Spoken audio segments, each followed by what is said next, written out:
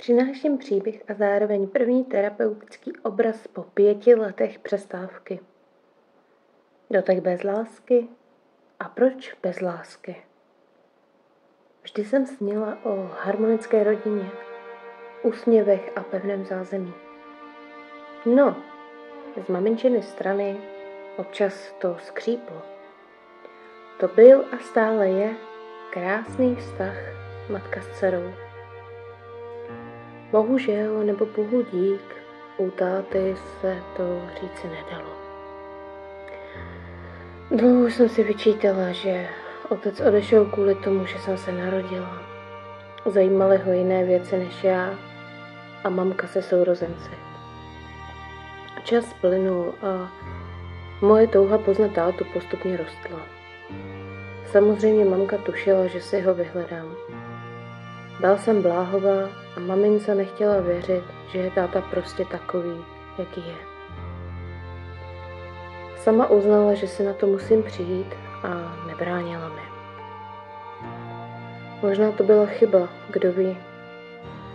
Ve svých 20 letech jsem poprvé tátu poznala. Vše bylo, dá se říci, fajn.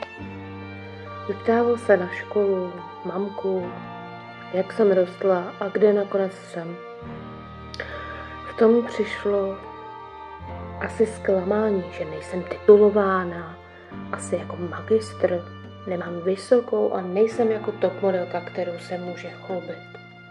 Prostě jsem byla typ člověka, který pomáhal za cenu bolesti a starostí, jen aby se druzí měli dobře.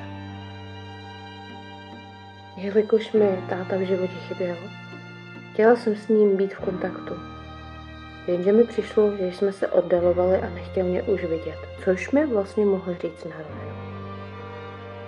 Další rána, kterou jsem si doteď nesla, byla ta, že nejsem asi jeho dcera. To mě neskutečně zranilo, protože jsem byla šťastná, že můžu poznat osobu, s kterou máma chtěla v tu chvíli být, když jsem přišla na svět. Na Nový rok mi táta už nenapsal, neodpovídal a všude zablokoval. Cítila jsem opět to samé zklamání, že jsem neschopná a nikam to nedotáhnu. Začala jsem se nesnášet, ponižovat sama sebe a nechtěla jsem se přijmout. I teď to bolí, když vám tento příběh vyprávím. Když jsem uspala alchymistku, sedla jsem ke stolu a přemýšlela, co budu malovat.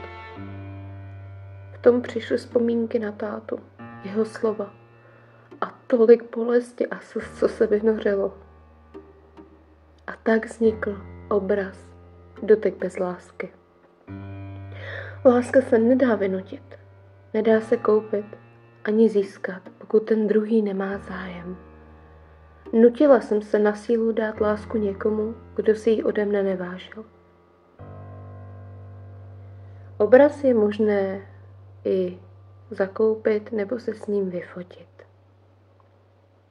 A jak vlastně lásku vnímáte vy?